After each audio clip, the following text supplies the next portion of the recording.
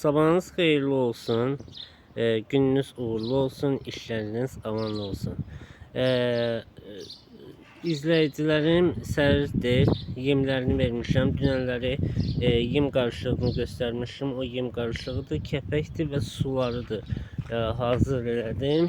Heyvanlarımı çıxardıram bayıra inşallah.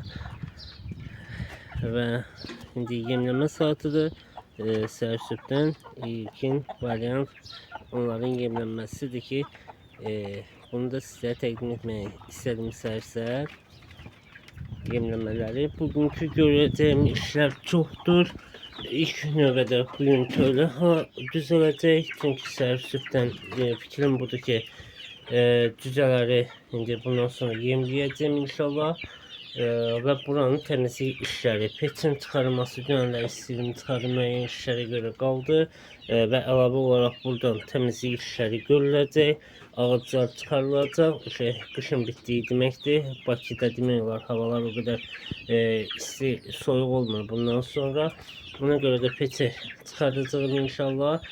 Burada təmizlik işləri görüləcək. Təmizlik işləri görüləndən sonra sizlərə shortsda çekip göstereceğim inşallah.